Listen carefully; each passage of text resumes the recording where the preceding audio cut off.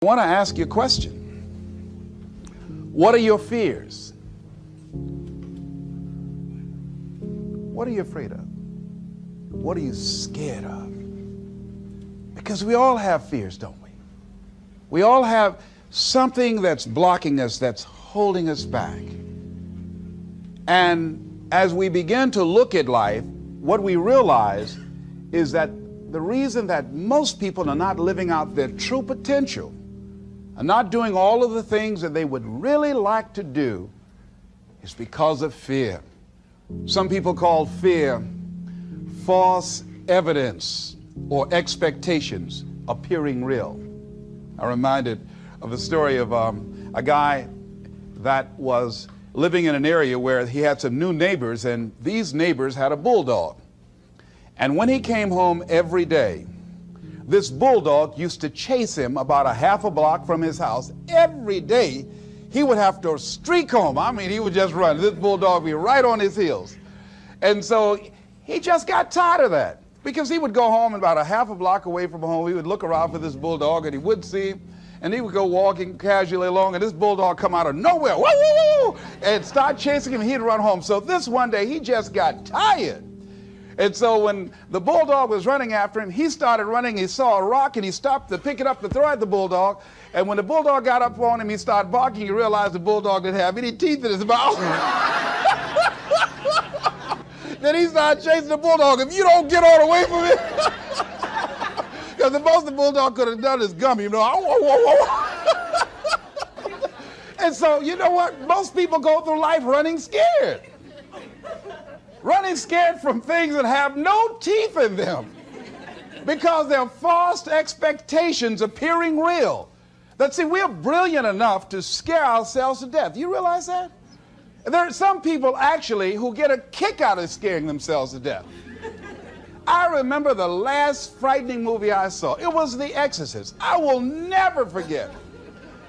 I was so frightened when I came home. I'll never forget. I drove in the driveway, and I had already called my former wife and said, listen, turn the lights on.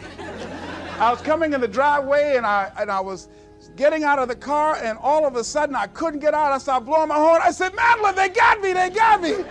She came to the kitchen with and said, take your seatbelt loose, fool. I said, oh, okay. I was frightened out of my wits. But there are a lot of people who they get off on that. They love it. I'm a person, my brother is a paratrooper. My twin brother, he's in the military, career man. I would love to jump out of an airplane to parachute. I'm scared, though. I mean, I really admire my brother for that. I would really love to be macho man like that. What are the things that you fear that's been keeping you from living your dream? That's been keeping you from doing some things that you would like to do? Just think about those things. And how do we begin to handle that? Abraham Maslow said that life is about growth. And he said, you can either go back to your comfort zone, and there you won't find any growth, or you must be willing to go forward and face your fears again and again and again, because you're never going to have a fear-free existence. I mean, some fear is acceptable and legitimate. There are some things that you really should be afraid of. Now, you shouldn't allow it to immobilize you. You acknowledge it, you take it into account, and you carry yourself accordingly. There are times that we should proceed with caution. But it's the difference between being stopped by fear. It's the difference between having a fear and the fear having you. So what do? One, acknowledge it, and knowing that it's okay. Don't condemn yourself for being afraid. It's perfectly fine to have some fears. You acknowledge your fears, you embrace those fears, and then you move on. You act on whatever it is that you fear. Because once you embrace it, see, what you resist will persist. What you resist will persist. So one of the most important things is to begin to embrace your fear. The fear of bodily harm, that's legitimate. When I was a disc jockey in Columbus, Ohio, you know, I was young, about 22, 23, thought I was tough, and I was on the air, And Al Green, who was a great performer at that time and still is now singing gospel music, had a record. His first hit record was Back Up Train. So a guy came in the town and was impersonating Al Green. I happened to know Al Green because I'd already booked him. And so when I found out this guy was impersonating Al Green, I came on the air and did an editorial about him, and I exposed him. He was a rather big fellow, and so he had the word out that when I see this guy Les Brown, the disc jockey, I'm going to knock him in the mouth for having a big mouth. So I was driving down Main Street in Columbus, Ohio, had my son in a car, and I always had this little saying, hey, if anybody ever put a threat on me, I'm going to make them honor it. So I saw this guy on the street. So I pull around. I said, excuse me, I'll be right back. Got out of the car. I said, hey, man, I heard you said that you were looking for me. I'm Les Brown. He said, you are? I said, yeah. I said, what is it? I'm the one that said that you were an imposter. I said, I want to know what you're going to do about it. He opened his coat and he had a gun there. I say, but whatever I said to hurt your feelings, I want you to know it's all right.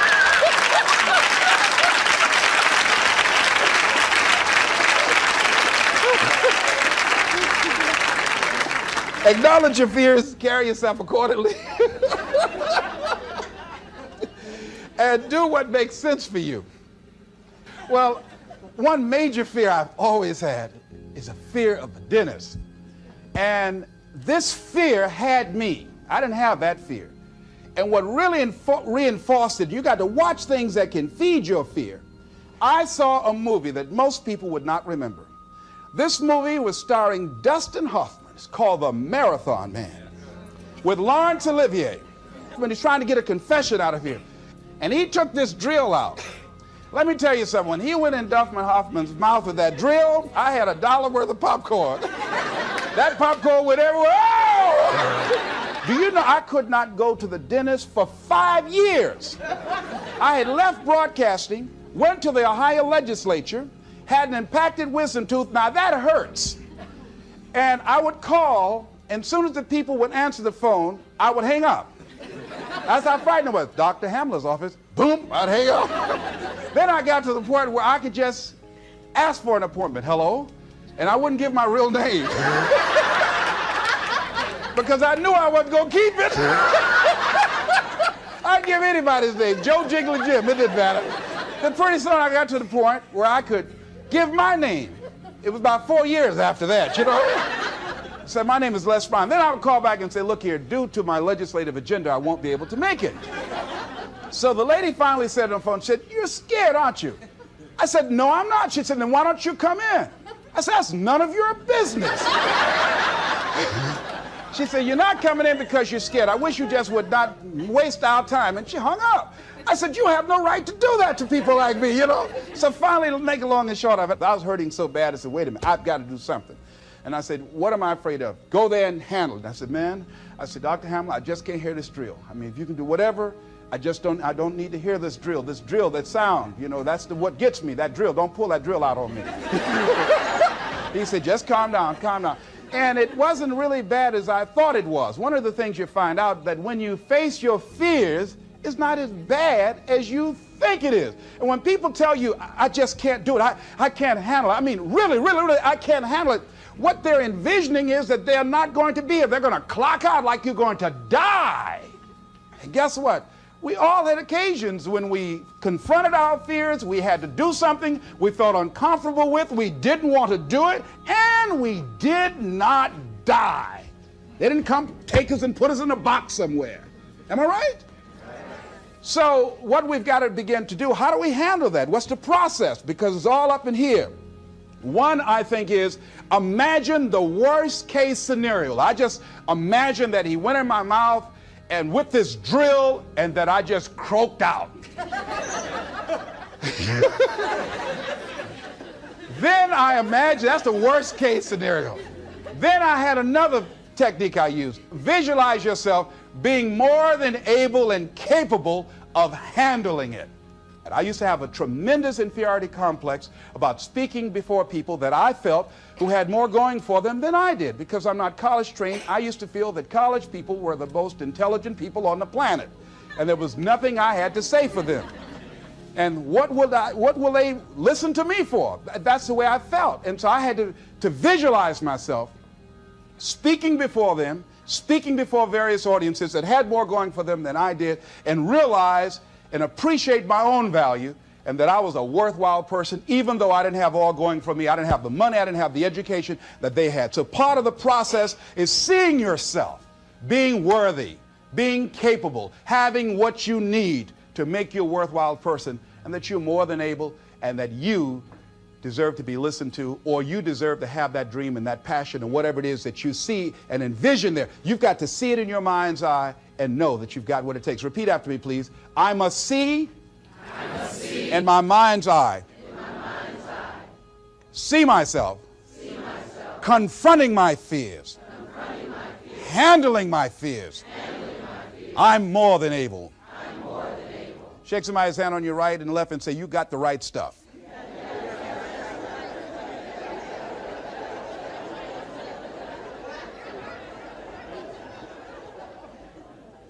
So deciding as you look at your life, as you look into the future and say, what fears am I holding on to?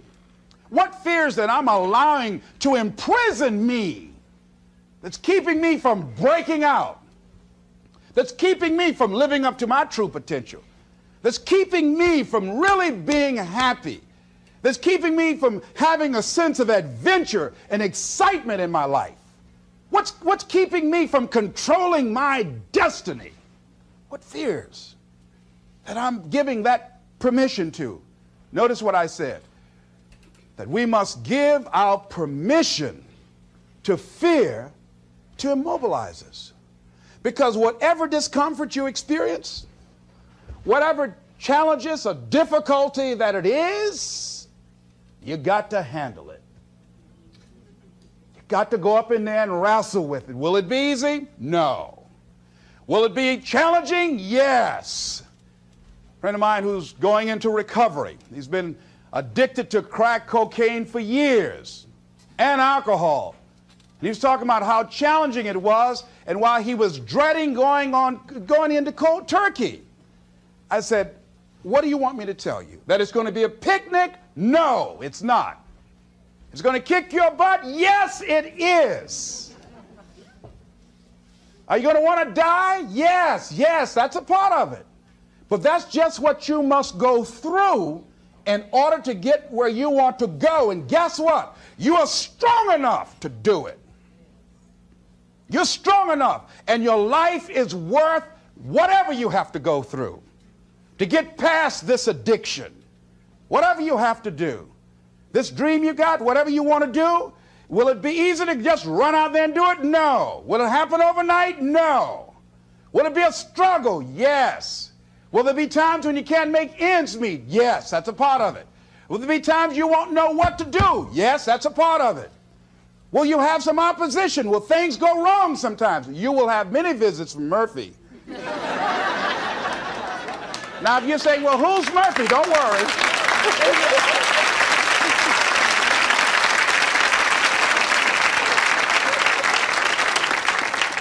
Somebody must have told us someplace along the line, I don't know where, but somebody must have told people, oh, life is going to be real easy.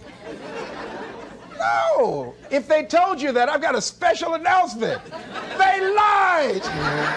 I'll never forget. I had a special piece of legislation I wanted to get passed, and I said to a guy, I said, look here, can I count on your vote? He said, yes. And look here, if I can't count on it, let me know. There's another guy that owes me a chip, and I can call on that. And I won't need your vote, but I do need it. If you say you're going to do it, do it. He said, you can count on it. Legislation came up. He voted against my bill. My bill passed.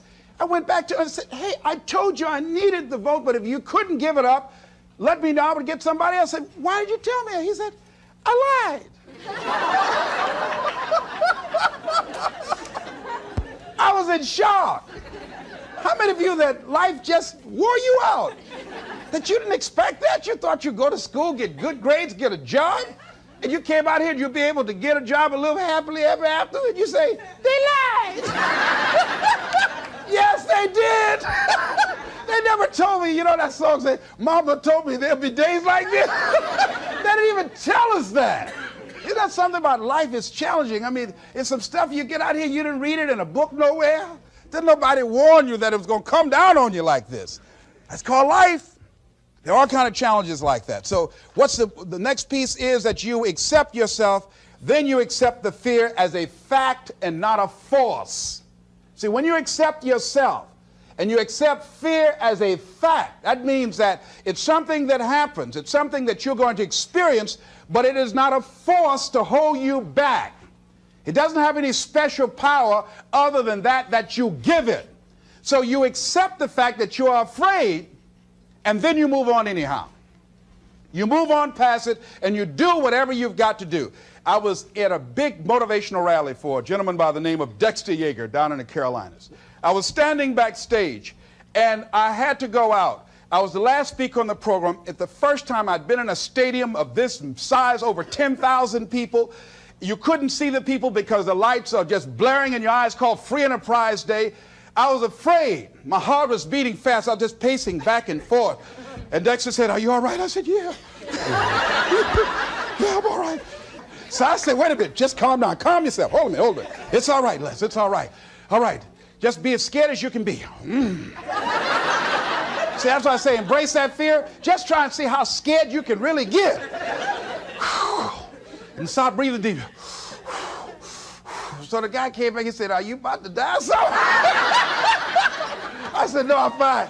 But after I started embracing it and trying to make myself as afraid as I can get and imagine what's the worst thing that I could go out there and do, my mind go blank and I fade on stage, that's the longer they gave me my check.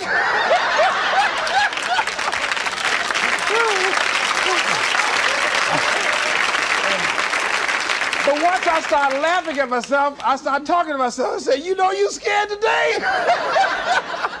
And I said, I just calmed myself down. And I went out there and I cooked. And that's what you got to do. I had another experience where I was at a major corporation, and it was one of my first major presentations I was going to do for this corporation. And I had 4 other presenters that had large firms. And one of the things that you've got to do is you've got to watch your inner conversation and discipline your thinking and your imagination, because if you don't, your mind will take you on a wild trip. So my mind said, "Hey, Les." I said, "What?" "These guys are going to wipe you out. You can't compete with them." Because I heard these guys sitting over across from me, and they were talking about all that they had going for them. And so I started doubting myself, and I became afraid, and I was thinking, well, maybe I shouldn't go in there. And so I knew then, and this is what I suggest to you, sometimes you got to talk to yourself. Talking to yourself, could be a good exercise. It might be the only intelligent conversation you ever get. So I got up and I went to the bathroom. I started talking to myself and said, "Les Brown, let me tell you something. What do you care about these guys and their firms and all their money? You got 6 children you've got to feed. You got a mama you've got to take care of home. You ain't got nothing to lose."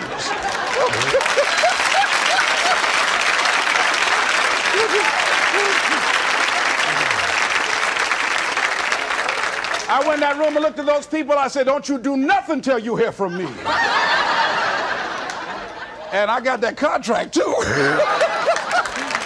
You gotta do that.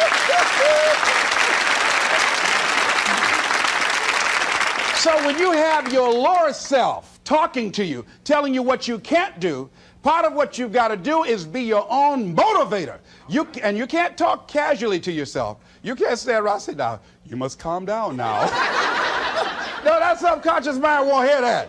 You've got to have a good conversation to yourself. Hey, and answer yourself too. Don't pay these people any attention. You answer yourself. "Hey, what you gonna do?" "I'm going there and get off." "All right, very good. Go in there and take care of business." You've got to talk to yourself, and you build yourself up, and you'll feel your energy level coming up, and people will feel that around you. See, now, if you go through life being afraid, people can sense that. They can pick up that fear. So that's why you've got to stand up inside yourself. I'm reminded of the little boy that was on a bus, and some bigger fellows were picking at him, And so he wanted to move from by them. They were thumping him on the head. And so he stood up just to get from by them, and they would push him back down. And he would stand up again. They push him back down. And he stood up again. They pushed him down, held him down. He said, "You might hold me down, but I'm standing up inside myself." And that's what you got to do in life.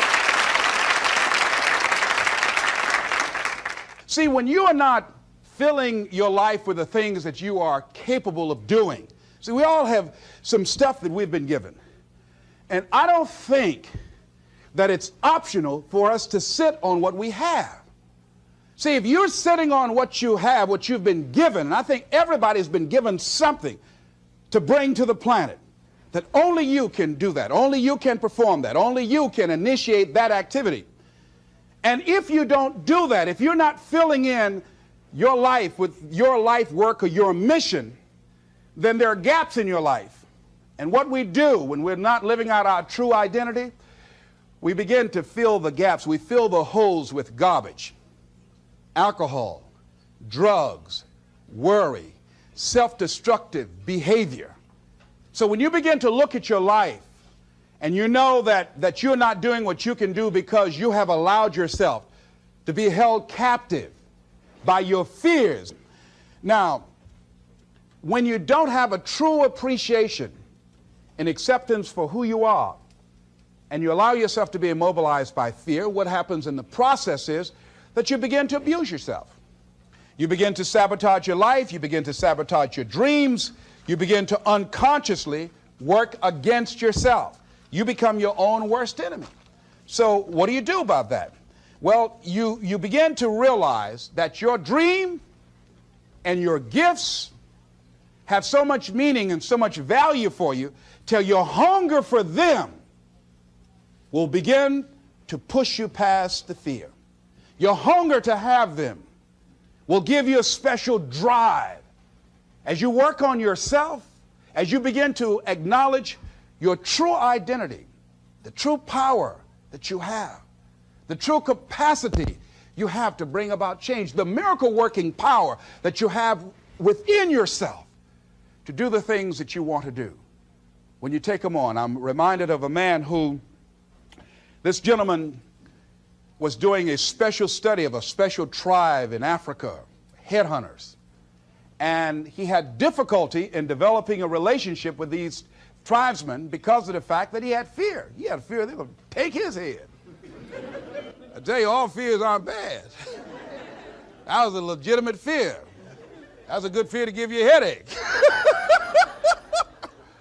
So he worked there for a long time with no effort, no progress in developing a relationship and rapport and being able to achieve a level of trust.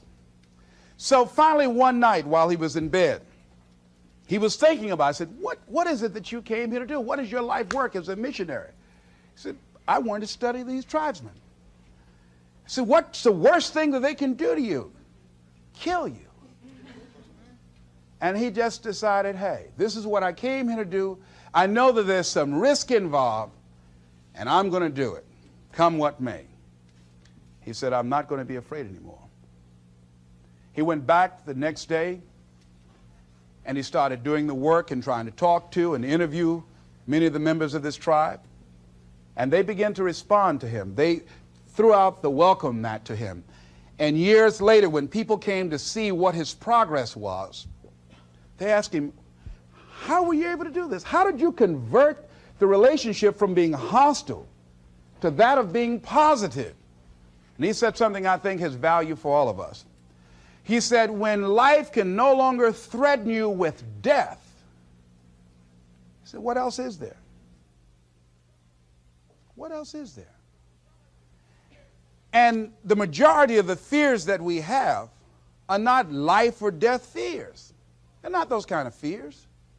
But through our imagination, we blow them out of proportion and we give them more power than they actually have or deserve, and we permit them to govern our lives. We permit them to determine how far we can stretch out on our dreams and discovering our stuff. And as we begin to look at ourselves and begin to, wait a minute, just getting to the point as you assess yourself and begin to prove yourself and just say, wait, hold a minute. I've been sweating this out. What's the worst thing that can happen to me on this? Will it kill me? Will I die? Why am I going through all of these changes over this? How much power does this really have? And am I the one that's feeding the power into it? See, a lot of times we allow ourselves to be fed and to be programmed into being afraid. I mean, you watch the news and read the newspaper, you'll be scared to come out the house. Am I right? You'll be afraid. So what kinds of things, what kinds of thoughts are you feeding your consciousness? What kind of things are you putting in your mind that will enable you to either move forward or to justify why you're staying where you are? Another piece that I look at, that when I finally decided that I was going to go to the dentist, the pain was so great. I couldn't hold out any longer. All of a sudden, the fear didn't matter. I can't but take me. Now, some people need fear, you know. Have a friend that we told him, hey, man, you know, you need to lose some weight. You're getting overweight and out of shape, and at our age, we need to have a regular program. And Bud said, man, I've been fat since I was a little boy. I'm big bone. I've never seen a fat skeleton, though, you know. Well, Bud became ill. How many of you ever seen a fat skeleton? Raise your hand. I know, all right. Bud became ill, passed out, and I was there, and the doctor was talking to him. And Bud, I think, was going to go right back to same old eating habits and doing everything. You know, they said, look here, you are a diabetic. He said, now, here's some of the side effects. You know, you could go blind, you can become an amputee. None of that touched him. He said, you can become impotent. He said, what did you say? Bud has lost weight. He exercises every day. He's into body sculpturing. 48 years young. He looks great. I can't believe it. But just that one statement made all the difference in the world. Bud is a new man today. So what is it that has to happen to you? Some people don't take corrective measures to improve their health until they get a pronouncement that they're about to die. Then they'll start, okay, all right, I'm ready to do whatever you want me to do. But they won't do that. They can see people dropping off like flies around them. Well, that's them. You got to go from something. We go through life really blocking ourselves constantly. And fear is one of the greatest instruments that we could use to stifle our true potential. When you begin to look at your life, you can decide to use fear as a blocker, or you can decide to use it as building blocks. That you decide, hey, look here, I'm going to move in this direction. I'm not going to allow anything to stop me from doing what I want to do. Shake somebody's hand on your right and left and say, I'm unstoppable.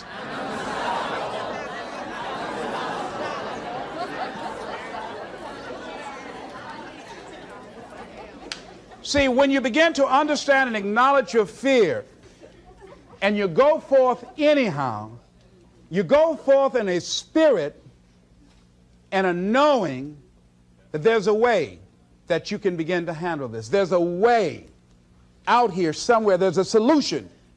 What it is that you're seeking, that you have the capacity to whatever comes up, to handle it, to face it. And rather than feeling powerless, you begin to feel powerful. See, when all of the major downsizings that are taking place around this country, there are a lot of people who are biting their fingers in fear that they might lose their jobs. But there are few people who have decided within themselves, I'm going to make it. Some people aren't waiting to be cut.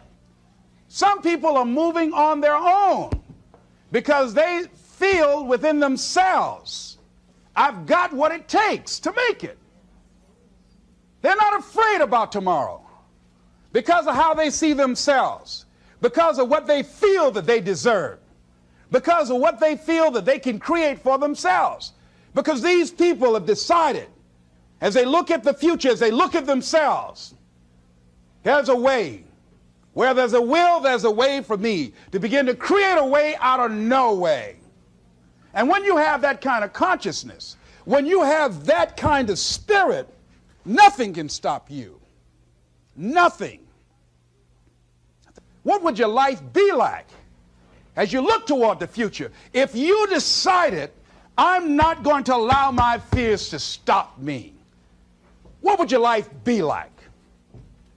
What would would your future be like if you decided to want that which you desire so strongly that it prepares you past your fears, that you experience the fear, as the one book says, feel the fear and do it anyway? What would your life be like? And I'm saying to you that all of us who have been entombed by fear have the capacity to resurrect ourselves and to resurrect our dreams. All of us have the capacity to do that.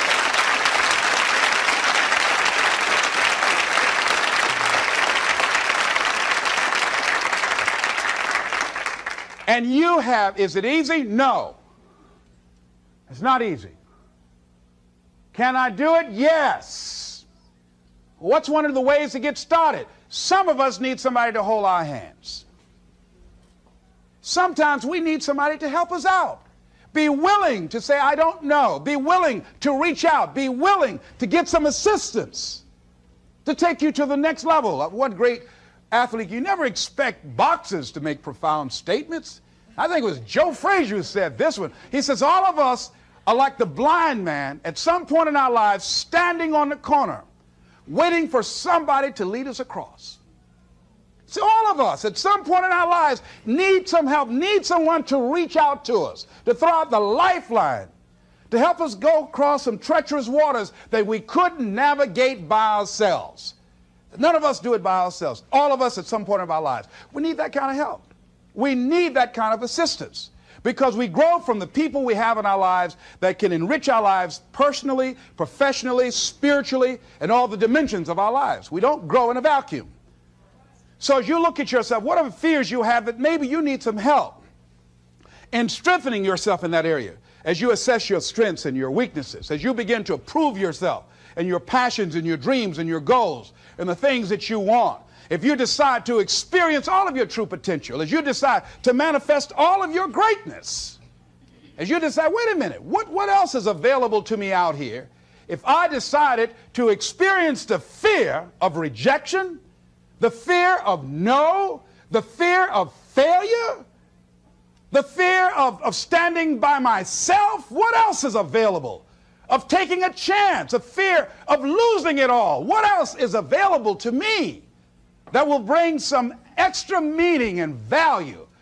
The fear of people not liking me. You know how many people do things they don't want to do because they want everybody to like them? Everybody's not going to like you. Excuse me, special announcement. Everybody's not going to like you. No, it's just not that kind of world.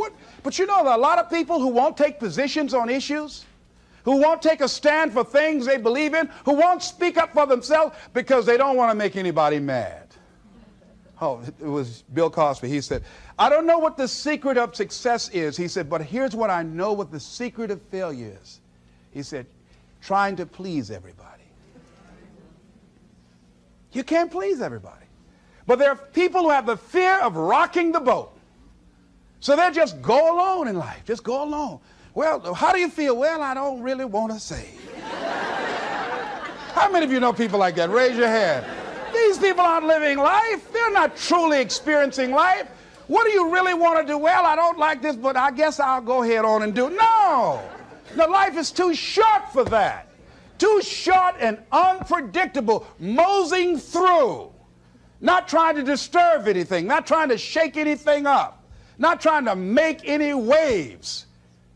You see, there are some people who come through the universe and their level of contribution and the level of energy they manifest is so small, so inconspicuous that when they go, you won't even know they left. I mean, there are people who die on jobs and you say, hey, where's John? Oh, John's been dead 6 months. You're kidding. No. Is that right? Yeah. I didn't know. Why didn't somebody say, well, I guess we didn't miss him.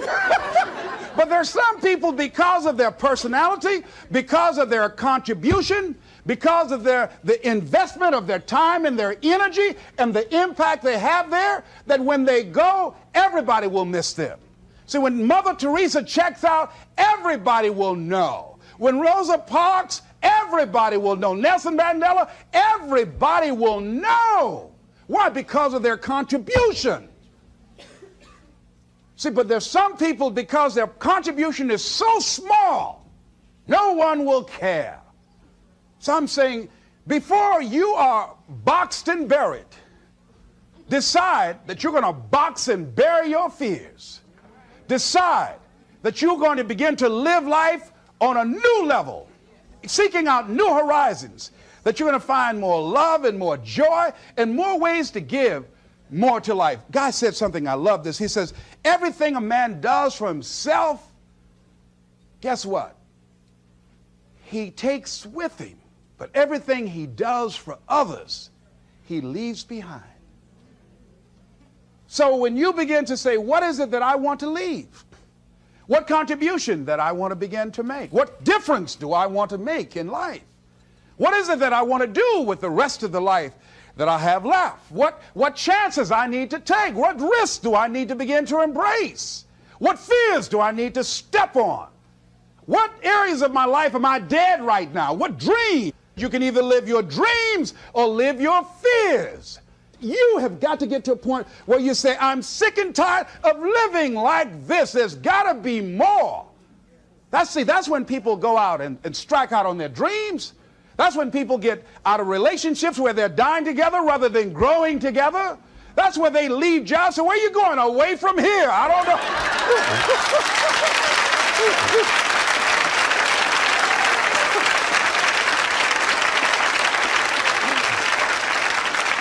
Do you have another job? No, I don't. How are you going to make it? I don't know, but I will.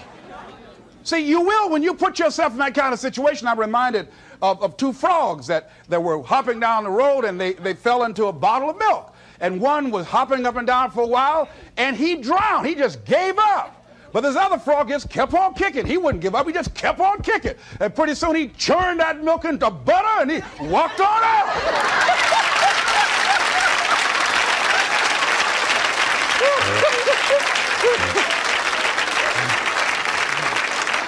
So I'm saying, when life catches you by the neck and blind slap you, whap and knock you down, I said, just keep on kicking, and you can kick on out of those circumstances, whatever they are, not be intimidated by them. Repeat after me, please. I'm going to keep on kicking. I'm going to conquer my fears. I'm never going to give up. Shake somebody's hand on your right and left and say, keep on, keep it on. Keep on, keep it on.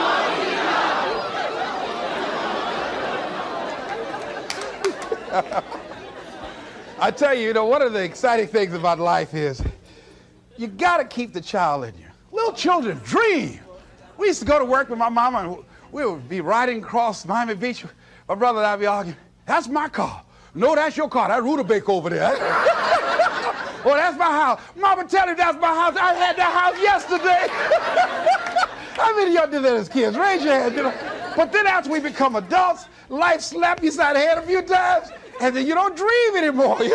Bigger Thomas, in the book The Invisible Man, I think it was, he said, the impulse to dream has been slowly beaten out of me through the experience of life. And most people, ladies and gentlemen, have stopped living their dreams because of the lessons they've learned from life or things they've picked up, because we've only been born with two fears: the fear of a loud sound, or the fear of falling. And all the other fears are fears we learn, fears we pick up. Whatever you're scared of, your life, the value you brought to the planet, far more important than whatever you're afraid of. You're stronger. So as we begin to look toward the future and look at what will it take for us to break through those fears, one, acknowledging the fear, knowing it's all right, some fear is healthy. Beginning to know that your dreams, your passions, your drive to achieve whatever it is you want, as it has more power and meaning, it will move you past your fears. As you begin to feel that you deserve it, your passion and goal is so strong, the fears won't matter. As you begin to trust yourself and put yourself in the situation where you have to make it happen, you will make it happen. Ladies and gentlemen, I don't believe this. I know this from my own life experience. I know that you've got greatness within you. I know that you have unlimited potential in you. I know that you have something to give to the universe that was not here before you showed up. Somebody said that life is God's gift to us, and how we live our lives is our gift to God. What kind of gift are you giving? And what kind of gift could you give if fear wasn't an issue? And I'm saying you can have fears, but don't surrender. Don't let your fears have you. You're more than capable of making this your decade. This is Mrs. Mamie Brown's baby boy, Leslie Calvin Brown, saying, it's been a plum-pleasing pleasure as well as a privilege. Thank y'all here.